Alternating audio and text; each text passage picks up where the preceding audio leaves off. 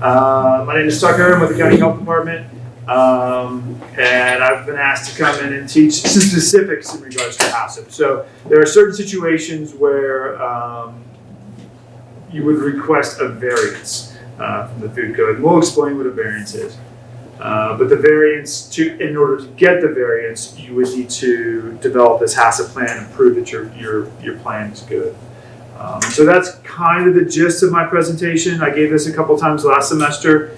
And honestly, during the last semester presentation, there were several times where we kind of got sidetracked off, and the students had questions about just inspections in general or other items that were maybe not in line with the food code. So as far as I'm concerned, it's pretty loose inspection or pretty loose presentation. And we'll follow this PowerPoint presentation. But if at any time you guys have questions, concerns, whatever, I'll do my best to answer them.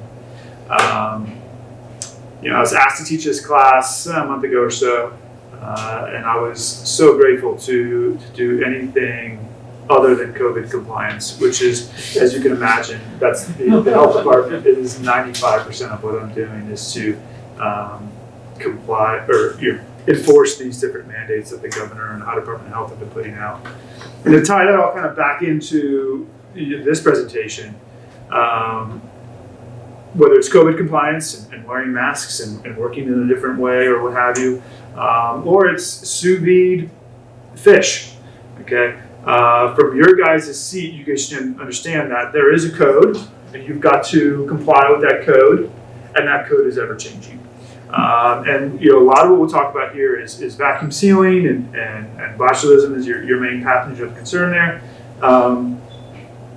It's just not an exact science. And those types of code references that speak specifically to that seem to change about every 2 to 3 years, and they'll manipulate it a lot. And a lot of this because of people in your guys' seats, where you're college trained, you've done your homework, you know how to do it. The code says you can't do it, and then you guys make arguments and say, well, actually, you probably could if you do it this way. And the state or the feds look at it and say, okay, we'll manipulate it to be as such. So, anyway, I'm the person on top. The other guy was with me last time, but you just got me today. Our county is unique in that this is on all my presentations. There's four health departments in the county. So you've got the city health department, you've got Norwood, Springdale, and everything else is us. And so that's a picture of our county. That's the areas we're in charge of. Topic of discussion, we'll talk a little bit about just licensure. How many of you guys work in a facility already? A couple of you guys? Okay. So just licensure in general can be kind of confusing. When is a food license required? What does that mean? What does that entail? How do you obtain it? What is an inspection and what is the inspector doing there? We'll talk specifically about different situations where the food code just doesn't match up with what you guys are wanting to do. Cook chill, sous vide, just general vacuum sealing, fermentation. These are all things that are common in today's modern kitchens. They are something that becomes more and more common. But as we'll discuss today in the presentation, if you want to sous vide, if you want to vacuum seal, if you want to make your own yogurt, there are going to be some hoops that you're going to be forced to jump through. And it requires a lot of record keeping. As a result, everybody wants to sous vide. It's easy, it's quick, it produces a great product. Very few people do. And there are 3,000 facilities that I'm in charge of licensing. I'm going to say 15 of them actually sous vide. Okay. And there might be another 10 or 15 or so that are doing it incorrectly or unlawfully and didn't notify the health department. But the 10 or 15 that do, all of them are on the fence, like, is this worth it? Should we just be grilling the steak after all? I mean, what's the point? So we'll talk about those hoops and what that means, and you can kind of assess, see if that's worth it. That's good. If you were curious about the food code, it's an important document to understand. One of these days you guys are going to be, if you're not already in a kitchen working, you'll be in a kitchen working soon. There'll be an inspector that's going to come typically twice a year, but maybe more frequently depending on how well your facility's doing. And they'll be enforcing the food code. Are you expected to memorize the food code as being a chef? No, certainly not. But you should be aware of its existence. This is the code. This is the law that has been written that governs your profession. Okay, so if it says you have to wear gloves in this situation, or you can't, or you have to cook the chicken to this specific temperature, this isn't something that a health inspector is making up. This is the law.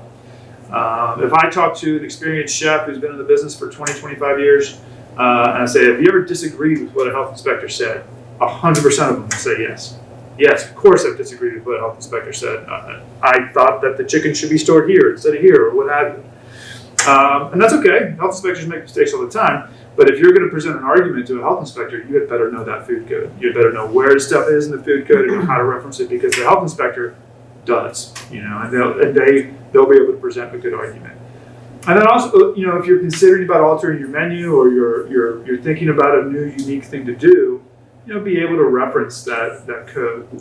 So I think it's 37 states now are following the FDA code. So the FDA makes a food code. They're required to make a food code. They update that on an annual basis.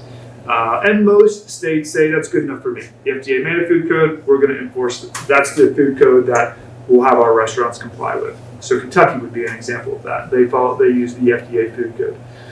You'll see in Kentucky, you get a grade for your inspection. Sometimes if you're hip to the websites and how they work, you can look up McDonald's in Northern Kentucky and see that it got a 95% or whatever. So that's the FDA food code. Ohio is a little bit different. They made their own food code called the Ohio Uniform Food Safety Code.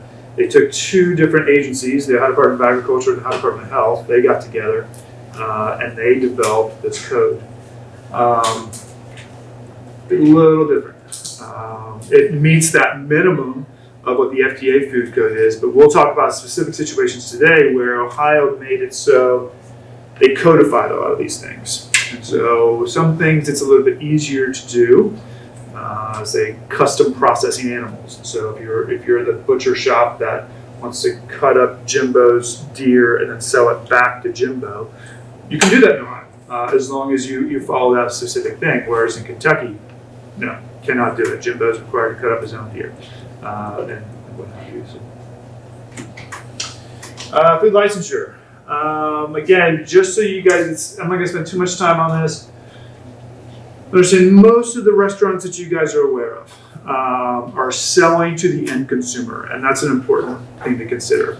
If you're selling to a facility that's then selling to another facility, then you're a wholesaler.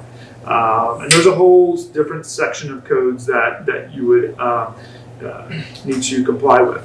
Some of those sections of codes are easier, but it comes with more frequent inspections. And so there's some of the loopholes that facilities will use. We'll talk about when you're vacuum sealing something.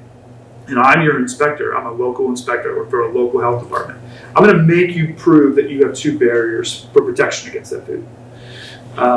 Some facilities, that just doesn't work. They say, I can't provide two barriers. I can only provide one barrier. And so what they'll do is they'll have another restaurant. They'll do it with one barrier, sell it to this restaurant, and then that restaurant sells it to the end consumer. They become licensed as a wholesaler to dodge that loop. We encourage that. If you can find a way to skirt the food code in an effort to become more compliant, great. We'll work with you and tell you how to do that. Because now this restaurant becomes licensed as a wholesaler because they're not selling to the end consumer, they're selling to their other facility. So you've got Sleepy Bee and Blue Ash, which is like a breakfast place. They can't comply with my code. The way they make their food is just a little bit different. And so what do? They make all their food in Blue Ash and then sell it to their other restaurants, which are the same restaurants, just a different location. They become licensed as a wholesaler in Blue Ash in an effort to skirt the code. Now, you don't need to know that type of stuff, but you need to understand that Sleepy Bee came to us with a problem. This is my problem. How do I get around it? We'll work with you. The health department is not trying to ding you and figure out what you're doing wrong. But now the Sleepy Bee and Blue Ash, now they're a wholesaler, now they get licensed at the state level. So in addition to their local license, because they do also have a restaurant there. And so now they get inspected, I don't know, twice a month, I think. They have to provide a parking spot for their inspector at the state level. They have a small office for their inspector at the state level. And the inspector at the state level is really getting into it as far as how they vacuum seal their stuff. We'll talk a little bit about that. So anyways, local licensure, you're selling to the end consumer. You've got two ends of that. You have a food service operation, which is most of your facility. That's where I would see you guys being. But then you also have the retail food licenses, which is like a grocery store, gas station. Pizza shops are technically RFEs too, or retail food establishments. Risk levels. Again, this is just really more technical talk and how you get a license. So there's 4 risk levels in the state of Ohio. And that risk level A determines your fee, how much you have to pay for the license. It determines how frequently you get inspected. But then it also determines, what level of foods that you can do and how you cook them. I would assume that you guys are going to be trained chefs. Most, if not all of you guys, would be considered risk level 4 facilities. And so a risk level 4 facility, now you're allowed to. Sorry. Risk level 4 facility, you can cater. You can rapidly chill and rapidly reheat, which is a common practice. You can use time in lieu of temperature, which is another common practice that's done in most facilities. And you can have a consumer advisory statement, which is a big one. Are you guys aware what a consumer advisory statement is? Because we'll talk a lot about that.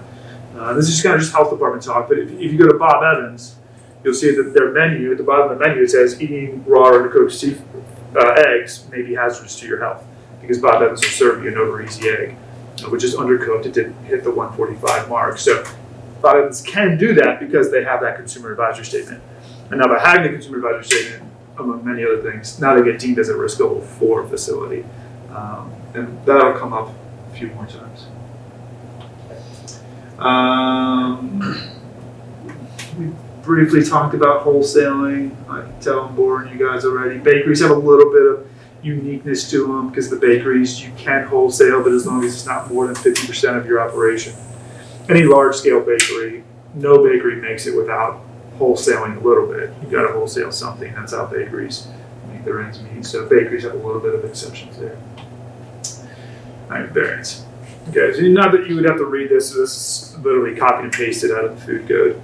But a variance is, there's this big, large food code, 130-page document, and it says these are the rules, these are what you have to do, you just have to follow.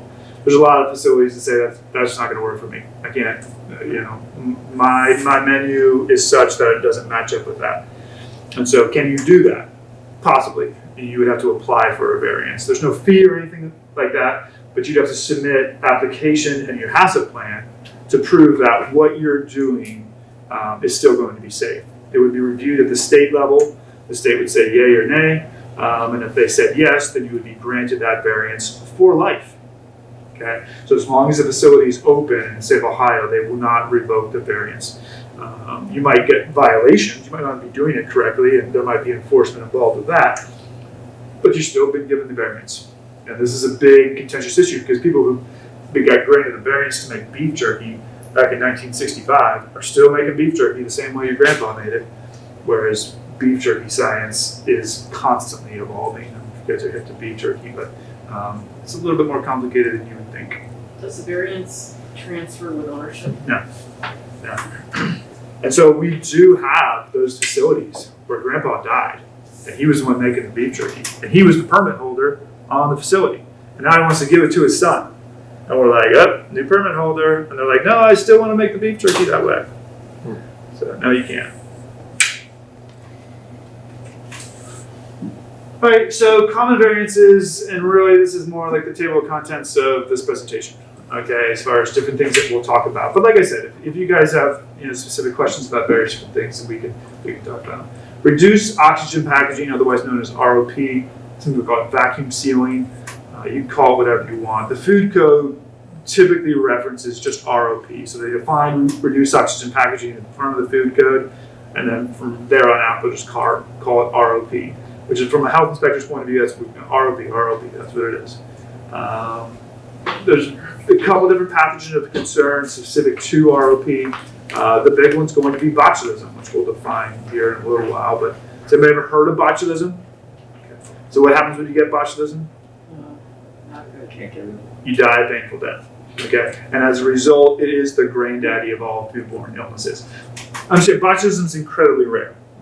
We get a couple cases of botulism a year in the entire state. It's not something that happens frequently, but it's incredibly deadly, and as a result, we've got major concerns here. What's unique about botulism is it's an anaerobe. It requires no oxygen to thrive, and so as soon as you introduce oxygen into that environment, botulism is no longer a pathogen of concern or a microorganism of concern. And so if you're vacuum sealing, whether it be sous vide, cook, chill, or just general ROP for retail sale, that's a concern that you have to deal with now.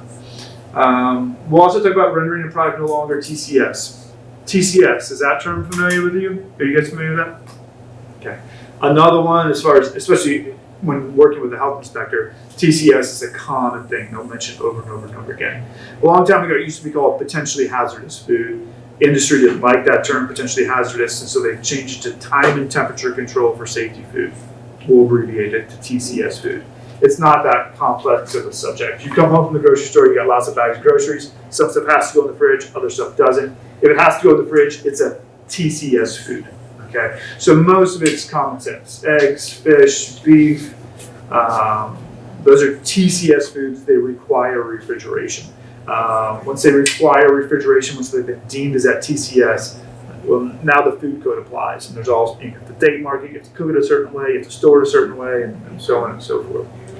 Some of the more confusing ones are with your leafy greens, your cut tomatoes, your cut melons, your sprouts, some of your garlic and oil mixtures. So some of the TCS stuff gets a little confusing, but a lot of it's just common sense. When you come home from the grocery store, you know what has to go in the fridge. Those are your TCS foods. There's certain situations where you want to take a TCS food and you want to make it no longer TCS so that it can be shelf stable. So you're thinking beef jerky, we're thinking rice, so like sushi rice is probably your most common one. Yogurt and kimchi would be two other ones where you're altering the product so that it has a longer shelf life or it's no longer a TCS food. Very good. Adding cure, it's a big one, especially in our county. This is a common thing. People want to add cure. Cure in itself has got a strange definition because it can be a lot of different things. Typically, health inspectors, when you think cure, are just thinking sodium nitrate, which is, for you guys, that's what makes pink mean pink, okay? Why is a hot dog pink? Why is ham pink? Why is bologna pink? Sodium nitrate, the cure that's added to that product. A lot of what it's doing is just a color retention. And so if you have like a nitrate-free ham, it'll turn gray or turn brown much quicker than the ham that's got the nitrate in it. The nitrate or nitrates, if overdone, could be hazardous. And so if you want to make your own hams, your own salamis, your own bologna, hot dogs, what have yous, you would have to get a variance to do that because you're doing that. Custom processing, again, in our county, it's a big deal. There are several meat shops on the west side of town that this is a big portion of their revenue, is they'll assist hunters with custom processing the deer. Then offering live molluscan shellfish is another one, which we'll get into. None in Ohio, but if you're a West Coaster or even Northeast too, this is a big deal. So, do you guys know what a molluscan shellfish is? Yeah, it's like a shrimp or a crawfish or a lobster. Those are crustaceans. Those are not molluscan shellfish. But you take like a mussel, oyster, clam. Those are filter feeders. And so we'll define those as molluscan shellfish. So if you took a bunch of clams and put them in dirty water, the water will become clean, right? Because they're going to filter that out. So the clams will thrive in that situation. Whereas if you put a lobster in dirty water, the lobster will die. Don't eat that lobster. And so if you're offering, and you'll see that at Kroger, they'll have a lobster tank or whatever. What you don't see at Kroger is that same tank with clams, mussels, or oysters in it. And because regulating that water is extremely complicated. But if you go to Washington State, the equivalent of Kroger in the state of Washington, they've got one because that molluscan shellfish industry is so large there. And they got to jump through a lot of hoops to have it, but Ohio or landlocked state, strongly discouraged. How to obtain a variance, you would apply for, there's an application process, you would have to write a HACCP. That's kind of how we'll round up this presentation, is we'll talk about HACCP and what that is, and we have a little thing on how to do that. And then you will need a third-party verification, verifying that this is safe or that it meets applicable barriers. Have you guys heard of Fat Tom before? Is that, how many of you guys are surf safe? Anybody have done surf safe before? Okay, so okay, all should. Okay, so we remember Fat Tom, right? And so most of these variances, what you're trying to do is prove that bacterial growth is not going to happen. Okay, so remember with Fat Tom, that's associated with those bacteria, and all you need is one of them. Okay, so if we speak of something like sushi rice, everybody familiar with sushi rice or sushi? Have you rolled sushi before? A couple people maybe? Okay. For those of you who haven't, it's quite all right, no big deal. I don't roll sushi myself, I just inspect sushi places. But you go to Kroger and you'll see that the guy who's rolling the sushi or whatever, he's got a big container of rice behind him sitting at room temperature. You guys are probably aware, or you should be probably aware, that rice is a TCS food. It's got to remain hot in a rice holder, or if you're saving it for tomorrow or whatever, you've got to store it in the refrigerator cold. So how is the sushi chef allowed to leave his rice sitting there at room temperature? Goes back to that Fat Tom. Okay, he added vinegar to the rice, or rice vinegar to rice, to drop that pH to a certain level. Now remember, Fat Tom, food, acidity, time, temperature, oxygen, moisture. He controlled the A, the acidity, which is just all he has to do is control one of those factors. By adding the vinegar, he dropped that pH low. He wrote a HACCP plan explaining how he was going to do that. I'm going to add so much vinegar for so much rice. He detailed that HACCP plan out. Like I said, we'll go over that towards the end of the class. He verified one of those factors. He applied for the variance. He wrote the HACCP plan. He can make sushi rice. And he can leave that at room temperature, which is required for him to do because it's got to be sticky rice. It can't be cold. It can't be hot. It needs to be at that room temperature so that it has that consistency and he can roll a nice sushi roll. So that's how the sushi guy does it. Stole that from Serve Safes as well. There you go. Right, I think one more of those. You can go ahead and do it twice. I don't know why I did that. All right, so again, those previous couple slides are kind of my table of contents. And so we'll start first with that ROP, or reduced oxygen package. Items that you were reduced oxygen package that you shop for every day at the grocery store, once a week at the grocery store, with that. Bacon, hot dogs, canned goods. ROP is an extremely common thing to do, okay? From the wholesaling side of things, extremely common. It just makes a lot of sense because of color retention, extended shelf life, shrinkage, less moisture loss, into a cooking temperature, rapid cooling. It just makes a lot of sense for industry to do it. But the downfalls are that potential Clostridium botulinum botulism, and then there's also some listeria concerns there. So when done at a local level, there are some serious concerns. When done in a wholesale manufacturing facility, it just makes perfect sense. If you would see too, there's so many different types of ROP. Anybody ever seen the package of pepperoni? Usually, oftentimes sitting at room temperature. It'll be by the deli display case or something. And you can see that there's air in it, right? There's a bunch of pepperonis in it, and they're selling it on a display case. That is a reduced oxygen package, okay? And you can see, but there's air in it. How is it? And what they do is they take all the oxygen out, and then they put a food-grade gas in it so that to add that extra level of preservative. And what I'm getting at is, from a wholesaling side, they couldn't do it without it. The reduced oxygen packaging is just a necessary function of how our food system works. I mean, you have to have it. We're not going to read that. We talked about botulism a little bit. Like I said, that's the deadly one. Listeria, which was the other pathogen of concern. Listeria, really the function that, from a health department, what we want you to know about listeria. Your refrigerator should be holding at 41 degrees Fahrenheit or less, right? None of that conserves it. And if you're holding 41 degrees Fahrenheit or less, then no pathogens can grow, right? Because your refrigerator is functioning correctly, and that's what we know. We're controlling the temperature in the fat tom, and bacteria can't grow, right? Correct, all except one. There's one bacteria that can grow in the refrigerator. It's just going to be slowed down by that refrigeration growth, and that is Listeria. Okay, so that's what makes Listeria so unique. It's an extremely hardy bacteria that will slow down its growth, but it'll take about 7 days, and then it'll start rapidly reproducing.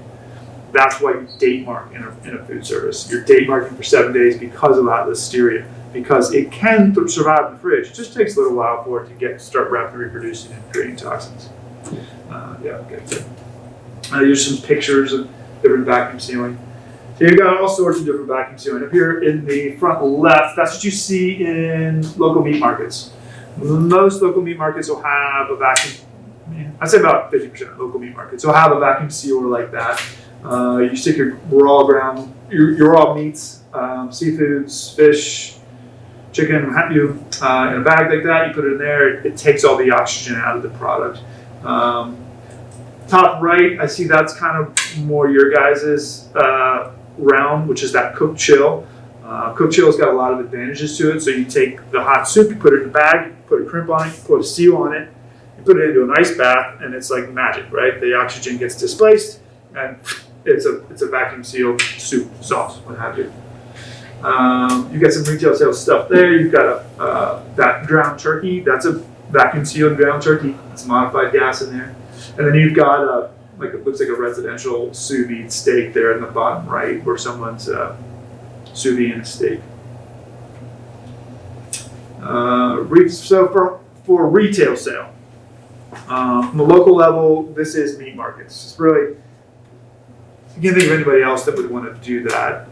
Sometimes you get some barbecue places that want to vacuum seal their barbecue sauce. They feel like they make the best barbecue sauce in town, and they want to vacuum seal those and sell it, call it shelf stable. But typically meat markets. From a local level, you've got to be able to provide 2 barriers of defense. And so if I want to vacuum seal my steaks, okay, I got a whole prime rib of steak. I'm going to cut it down and up the price on it, but I know they'll turn brown quick, so I'm going to put each one in a vacuum sealed package to extend the shelf life and have a good presentation to my customer. Or what a lot of meat markets will do is they'll take standard chicken breasts, they'll get them at a discounted price, they'll marinate them, meaning they'll pour Italian dressing on them, they'll pull a vacuum seal on it, and then sell it by the pound. And so they just increase the weight of the product significantly by adding Italian dressing. It's a common trick that meat markets do. Don't buy the pre-marinated chicken. As soon as you open the package, the Italian dressing goes down the drain, and you're like, why did I pay all that? But so that's a common thing. So they need to provide 2 barriers of defense to prove to the health department that they're good. So one is going to be cold holding. Of course, they're going to keep the steak, the fish, the chicken, whatever, cold.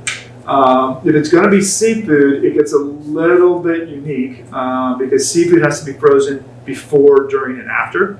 And that comes up with sous vide, that comes up with cooked chill. Botulism, remember, comes from 2 places, dirt and seafood. And so when you're dealing with certain things like garlic that's grown in the ground, onions that are grown in the ground, or potatoes grown in the ground, we get a little nervous about vacuum sealing those because dirt is a common source of botulism. The other source is seafood, and so when you're vacuum sealing seafood, we get a little bit nervous. You have water activity below that 0.91. And so is raw bacon a TCS food?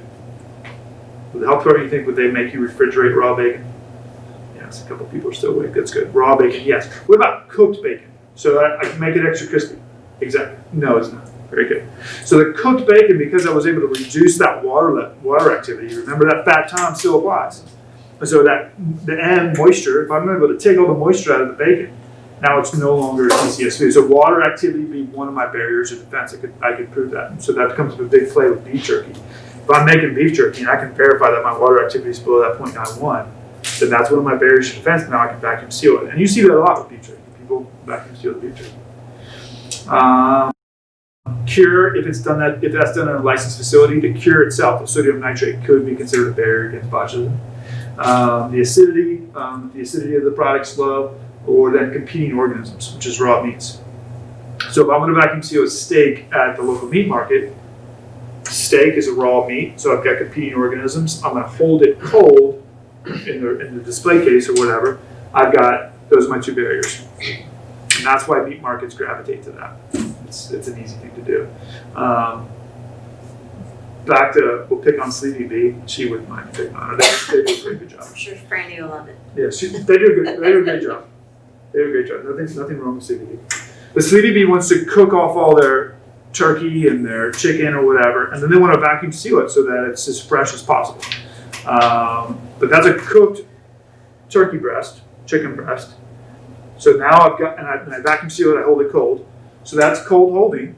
That's one barrier. But if you go down there and try to squeeze another one in there, you can't do it. There's only one barrier. So are they allowed to do that? No, they are not.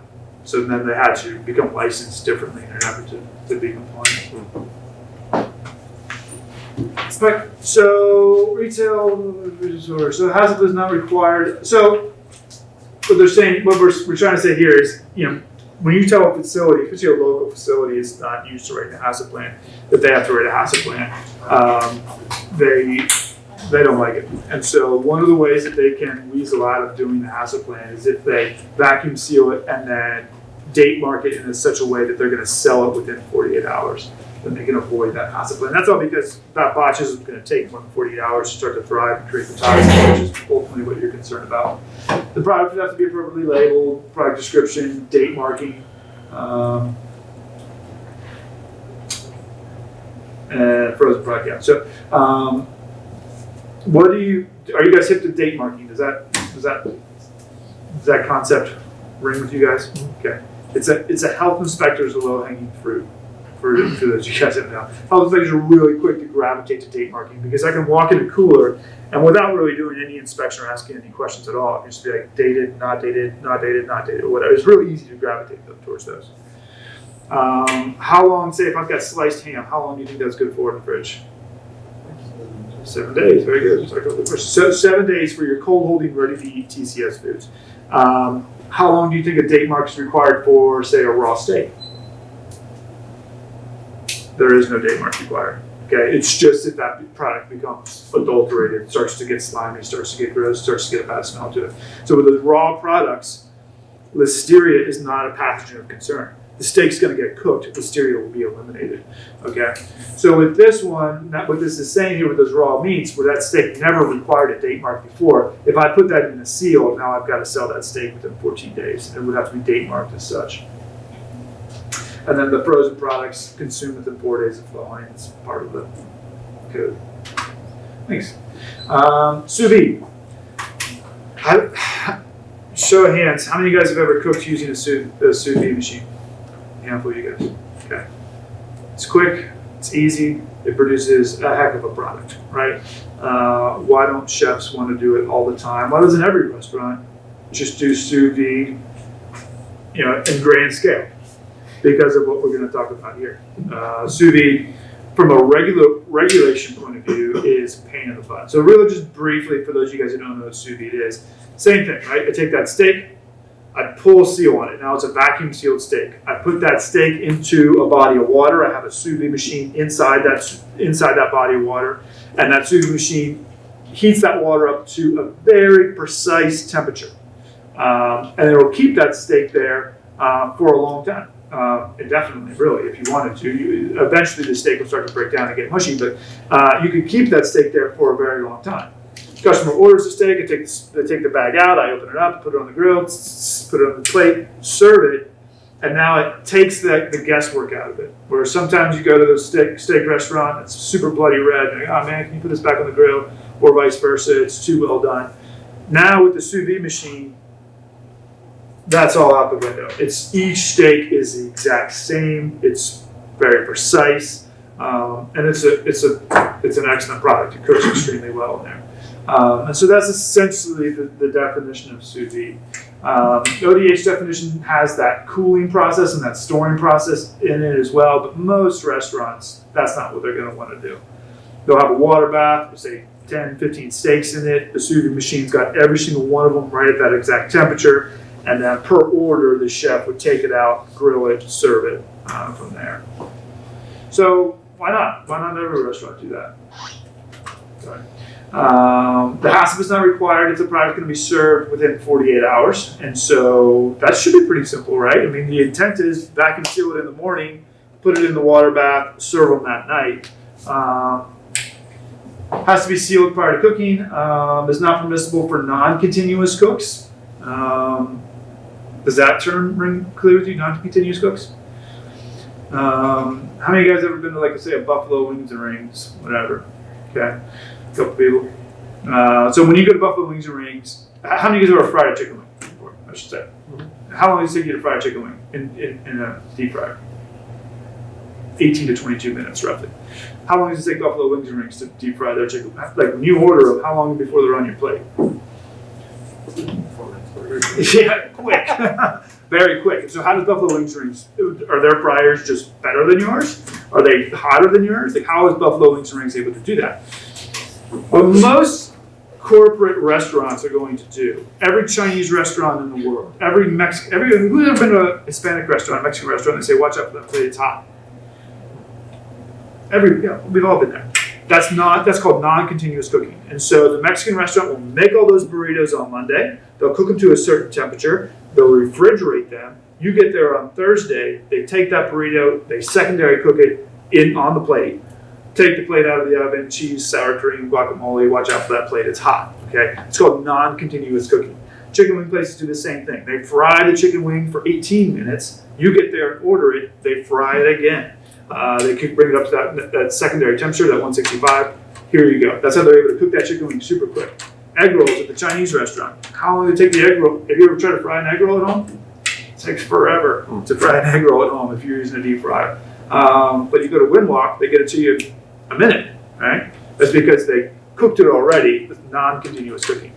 So with sous vide, what we're saying here is you can't do that, okay? You got to cook it all the way through, serve it, and you're done with it. You can't do non-continuous cooking, which from an industry standard is a big deal. Because like I said, lots of corporate restaurants, that's how they function. Who's ever been to the wedding and you see, they say, do you want the chicken or the steak? And you look at the chicken, each piece of chicken's got a perfectly done grill mark on it. How did that chef do that? He just served 200 people and each piece of chicken's got, they did it the day before.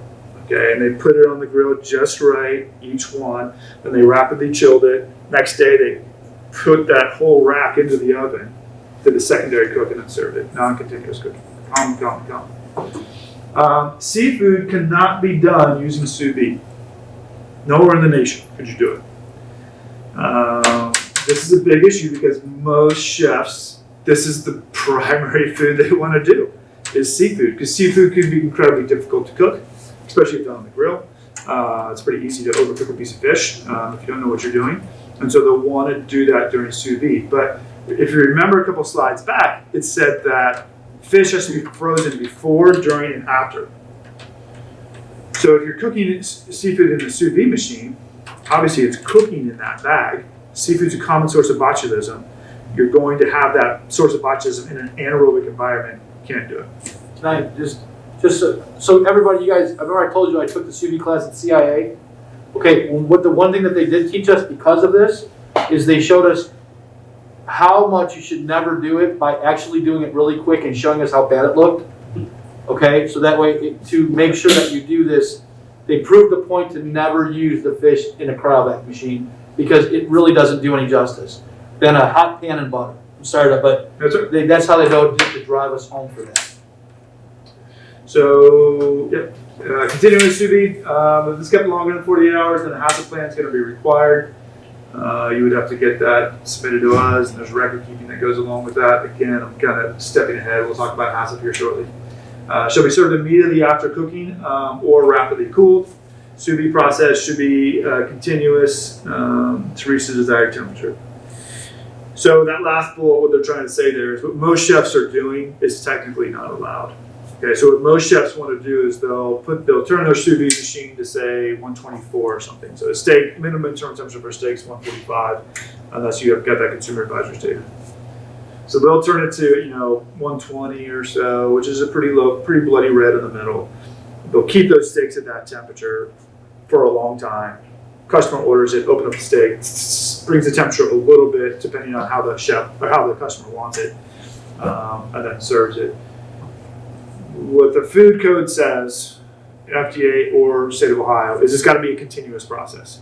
You got to be like, okay, vacuum sealing this steak, put it in the water bath, cook it up to that temperature, and you can't use the sous vide water bath as a holding unit. It's got to be one continuous process. It's difficult. Most chefs hate hearing that, but that's what the food code says. What's the danger there? Botulism good. Okay. So it's because It's holding it like 130. yeah. So you're wanting to leave the steak at 120. 120 is in that danger zone, right? Because you want things to be above 135 or Right. below 41. You've got an anaerobic environment. You've got a potential, and really you only have one barrier, which is the competing organisms of the steak. So you got one barrier and the product right at 120. There is a potential for, if there was botulism present, which again, incredibly rare, but it's possible, for botulism to start to thrive and create toxins. Botulism is a toxin producer, and so that's your big concern there. And if you learn more and more about foodborne illnesses, you have some that are primarily toxin producers and some that aren't. Some of you are concerned about the bacteria itself or the virus itself. Some of you are concerned about the toxins that the bacteria create, which is where you're at with botulism. And the point of me saying that is, if the toxins are produced, and then the steak eventually comes out of the water bath, and you're thinking, oh shoot, it's been in there for a long time. Now I'm going to cook this steak to 165. Should be a pretty gross, dry steak, but I'm nervous, right? It's been in there for a long time. The toxins that are produced cannot be washed off, cooked out. They are impregnated into the food, and that your potential for this is your standard. I mean, this is pretty much what we'll see in that's a commercial sous vide machine. That's what she looks like. You've got a water bath. Your steak would go in there. You'd set it to the exact temperature you wanted to, and you'd go from there. Consumer advisory is not permissible if your method of cooking is sous vide. So remember, Bob Evans is serving undercooked eggs. They're allowed to do that because they put that statement on their menu that covers them. You would not be allowed to use a consumer advisory statement if your method of cooking is sous vide. Now, I think it's almost positive it's the next slide. It's going to explain. No big deal. Yeah. And so this is real quick. These are internal temperatures. I'm not giving you any test on this, so don't worry about it. But these would be your internal cooking temperatures for your highest mark would be 165. This is an old slide. It's 165 for 1 second, which are these food items. 155 would be your next tier. Sorry, these guys, okay. And then 145 would be your next tier. Sorry. Which is that top one, that beef steak, so the steak. Pick it up, Chef. Sorry. Sorry. You know you can be my assistant. I know, I love it. So your next tier there, that 145, and you'll see that on the top, that beef steak. The steak. The steak is as long as it's not been pinned, as long as it's not been flavor injected, it's just a solid steak that's been cut. That's the only food that the food code would permit. No consumer advisory statements required. And it's all done for that sous vide process. And so from a regulatory point of view, what can you sous vide? Steaks. That's pretty much it. I mean, you can do other things, and certainly chefs get creative and different things that you can do. But as far as from a regulator and what I'm looking to see, if I come into your restaurant and I see that contraption back in the back, immediately you're going to start getting a ton of questions. How long do you keep it? Longer than 48 hours? Where's your HACCP plan? Where's your records? I need 6 months of records. What are you cooking in it? So on and so forth. And where you want to land is, I do steaks and I serve them within 48 hours. And everything's good. So for sous vide, if you're doing steaks, great. It's a cool device. It serves a glorious product. working a grill can be complicated, especially in a high-paced, quick-moving restaurant. The sous vide can take a lot of the guesswork out of it. But if you want to start doing other things in the sous vide machine, I'd say you can't, but you're gonna have to do your homework. It gets really complicated. All right, cook chill. Again, from an industry point of view, this is a common thing. Places that are making sauces and soups in giant bulk, they couldn't do their job without it. And so from a locally regulated entity, Maggiano's would be one that comes to mind. Maggiano's over in Kenwood. It's an Italian restaurant. It's owned by the Macaroni Grill group. It's just a big Italian restaurant. It's connected to Kenwood Mall. And their shtick is they give you a ton of food. That's their shtick. When you walk out of the place, you're just stuffed.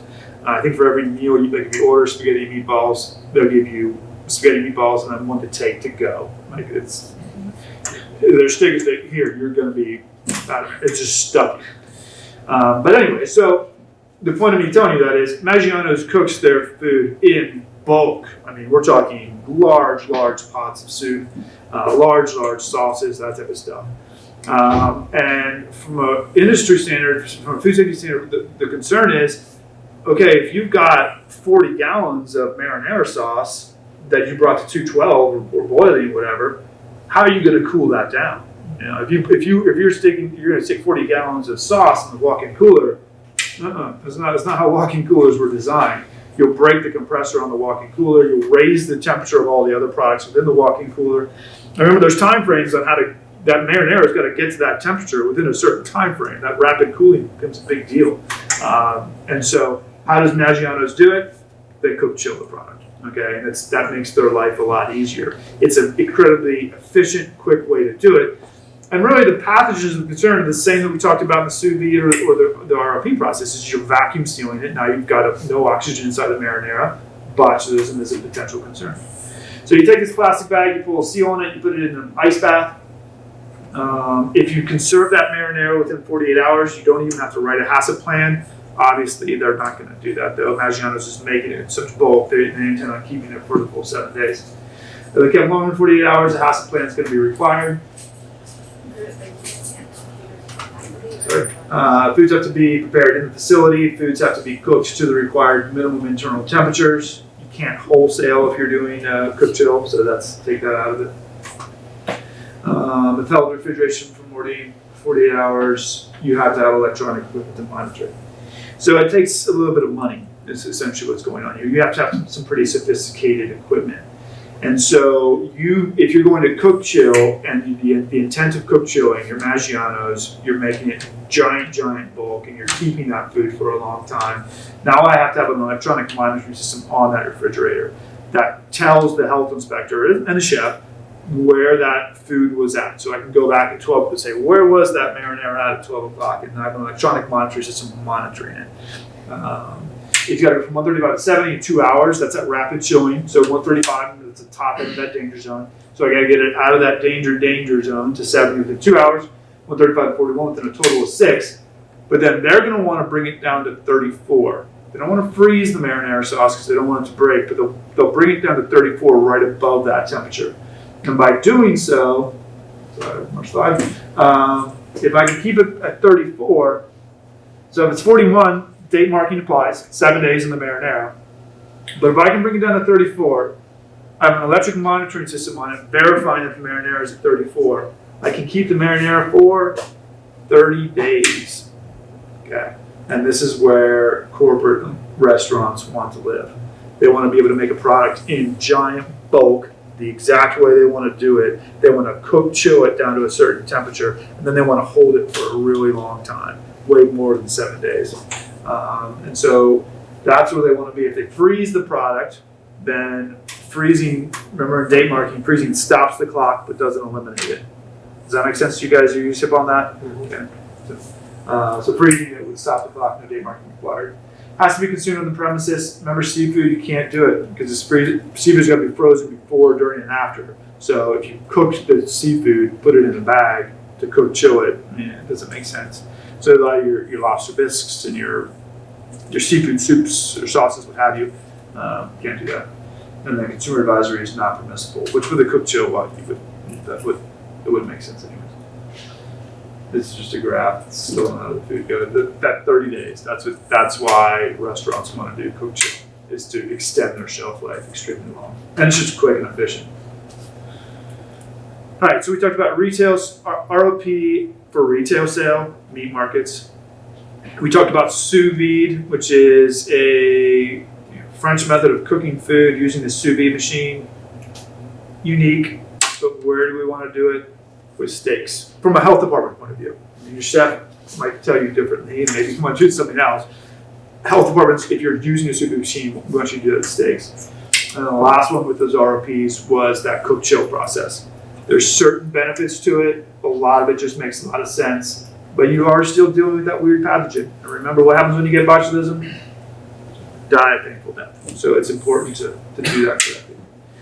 Next couple ones we'll talk about are just fermentation. The first thing was going to be kimchi. You guys hit the kimchi? Okay, so remember when we talked about those TCS foods, one of the uniquenesses on the TCS foods is those cut leafy greens. So I have a whole head of cabbage. Is a whole head of cabbage a TCS food? No, it is not. I put a knife to a head of cabbage. Now it's a cut leafy green. It becomes a TCS food. And so kimchi is essentially taking that cabbage, but let's just say sauerkraut, which is more of an American thing. Sauerkraut, same thing. I'm taking this cut leafy green cabbage, I am fermenting it intentionally to extend the shelf life and maybe now store it at room temperature, which is what a lot of individuals are going to do. I need to be able to prove that product is safe. How do I do that? I drop the pH. Okay, so if you ferment kimchi, which is typically cabbage, radish, other different vegetables mixed in there, depending on whatever your kimchi recipe is, and you salt it, water it, ferment it, it will create that lactic acid, which will drop that pH, and it will naturally become an acidic food. If I have a pH meter, which is not terribly hard to get, I can verify that what the pH is, and if I control one of those fat Tom aspects, then I'm good, right? I can verify that bacteria is not going to grow because it's got that 4.2 or less. Making kimchi will produce probiotic lactic acids. The actual bacteria that's created there is that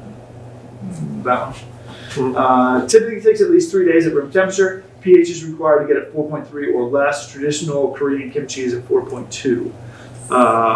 For those of you guys how many of you guys like kimchi? Who likes kimchi? Couple people? Okay. And when you say you like kimchi, like you go to a restaurant and you get kimchi, or are you buying kimchi from Jungle Jim's in a jar?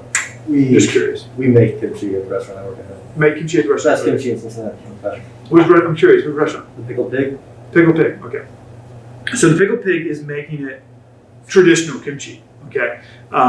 Which for a lot of Americans is gonna, so let's just say it the other way, not the Korea House, which is a common, it's a pretty big restaurant. They make kimchi as well. But what the Korea House is making is Korean coleslaw, essentially. Okay, they're making kimchi with the same ingredients or similar ingredients probably that you guys are making, but they're avoiding the fermentation process. And that's what a lot of Americans have gotten used to tasting. It's a coleslaw that tastes kind of like kimchi with the same spices and whatever, but it doesn't have that fermentation process. The Pickled Pig is making is they're actually fermenting it. And so yeah, it takes a long time to get that pH to come down. And so if you're making kimchi, it's a pretty specialized process, and it takes a while for that lactic acid to start to build up in an effort to drive that pH down. But the fat Tom, we're controlling the A, driving that pH down. Yogurt, same thing. You're doing the same thing with yogurt. You're taking your milk-based product, you're adding some backslop or starter culture or whatever. You're putting that in there. You're leaving it at that fermentation temperature, typically between 100 and 110. It's creating that lactic acid, driving that pH down. Yogurt's safe. Okay. Typical yogurt production takes 4 to 12 hours. However, do you guys make a yogurt too at Pickled Pig? Okay. And so your yogurt probably takes longer than 4 to 12 hours. I'm just guessing. We do it overnight. Okay. So again, most people, like if you're eating Dannon yogurt out of the container that you got at Kroger, it's going to be right there at that 4.3, 4.2 as far as the pH goes. Whereas a lot of like your fat ferments, which doesn't make a yogurt, but it's another fermenting facility. Like the fat ferments, you get their kimchi, it's like 3.5. It's incredibly low. Most, like to me personally, I find the taste that fat ferment kind of offensive. It's extremely strong. It's way low on pH, but there's a lot of probiotic benefits to that, and people like that. So it's kind of whatever your taste is. Good. All right. So those are some basics on that we see locally. A lot of people want to make yogurt. A lot of people want to make kimchi. A lot of people want to use vacuum sealing. Those things require a HACCP plan, require a variance from the food code.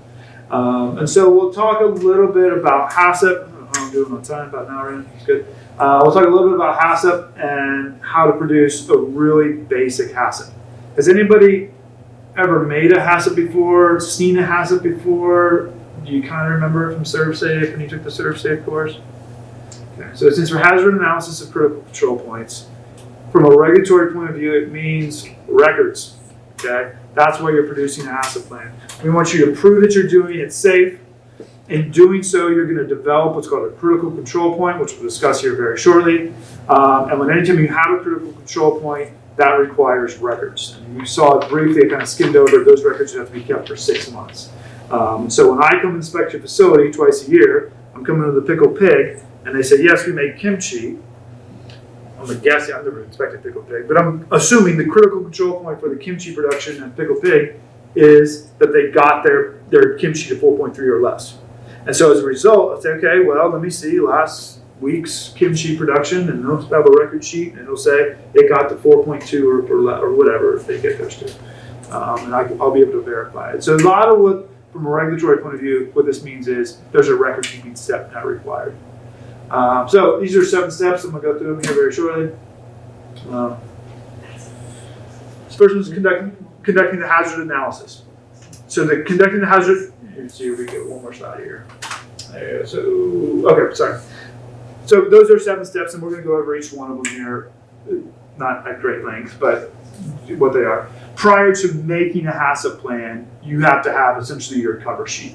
So you have to have, because what happens in your HACCP plan is you're always verifying back to these things. How are you keeping this food safe? How are you making sure there's not a pest control issue with the kimchi production? Not that there will be, but whatever. You would reference back to your standard operating procedures or your pest control program. You'd say, well, we at Pickled Pig have a pest control program. The exterminator comes once a month. We have all those documents on file. Gosh forbid you need it. And so the 8 things you would need prior to writing a HACCP plan: personal hygiene program, supplier selection program, sanitation and pest control program, facility design and equipment maintenance, food safety training program. And so having all those things in place. Other thing with a HACCP plan, especially when conducting the hazard analysis, so remember there's 7 steps of the HACCP. 90% of your time is spent on the first step. Okay, that's the meat and potatoes of writing a HACCP plan, is this conducting this hazard analysis. Remember, HACCP reflects back on those physical, biological, and chemical hazards. Not so much on the CDC risk factors, which maybe you guys remember from, that's more just general active managerial control. But HACCP is focused on those 3 hazards, okay? So, real quick, biological hazard, bugs, right? Parasites, bacteria, fungi. Chemical hazards, just as it sounds, a chemical hazard. Whoops, I sprayed your hamburger with Windex. That's a chemical hazard. And then physical hazards, the physical thing, the cherry pit, the fingernail, the metal shaving from the hand, the physical thing. So conducting the hazard analysis, first you're going to conduct your flow chart. I am going to cook the rice. I'm going to add vinegar to the rice. I'm going to take the pH of the sushi rice vinegar. I'm going to I'm going to roll the sushi rolls. I'm going to put them in a display case. I'm going to sell them. Okay. The flow chart of that food and going through there.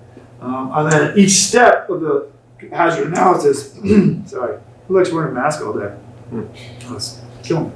And each step, throughout that flow chart, we're going to determine, is there a biological, chemical, or physical hazard? I think we go. Okay, that's it. Like, that's 90% of it. Okay, so I purchased the rice. Is there a biological, physical, or chemical hazard? Not really. I dry storage the dry rice. Okay, we could say there's a potential physical hazard. I'm making sure it's stored in a location that's safe from any other things. I cook the rice. There's a biological hazard, making sure you're cooking the rice to an adequate temperature. I add rice vinegar to the rice. There's a biological hazard. I'm making sure I'm adding enough of the rice vinegar. I store the sushi rice. I sell the sushi. So you're just going through it and knocking off each of the things. The next step is to determine the critical control point. So that step in that whole flow chart, which is the most dangerous? So for the sushi rice, it's adding the vinegar and making sure you're doing that appropriately. And so that would be the critical control point within that flow of food. And once you determine that critical control point, now I have to have that record keeping step that comes along with it. So I need to be able to say, typically the point of the flow of food where altering the product uses concepts discussed in Fact Tom. All CCPs require a record keeping step. Records have to be kept for 6 months. There. Oops, sorry. You're okay. There you go. So for the sushi rice, you have to develop a critical limit. You have to make sure that pH comes down to 4.3 or less. That's your critical limit. So if we check that we have a pH meter and we check the rice and it's at 4.6, it didn't meet our critical limit. So we have a monitoring procedure that says that it wasn't there. It was at 4.6 instead of 4.3. Sorry, next step would be the corrective action. So now I have to do something. I have to take a corrective action. It was at 4.6. My target was 4.3. I had a monitoring step that said it was at 4.6. Corrective action, you add more vinegar. Okay. Sometimes the corrective action is throw the food away, depending on what you're doing. But in this case, you discard the food, add more vinegar, rapidly reheat, all sorts of stuff. You verify that the system works, i.e. those record keepings, and then you monitor the system to make sure that it's always going correctly. So you have some sort of oversight. So chef comes in, is looking at your records and saying, hey man, last Tuesday, your sushi rice was at 4.6. This system isn't working for us. You need to add more vinegar.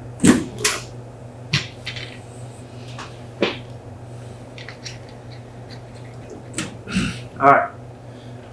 So now you guys are experts in HACCPs. All right.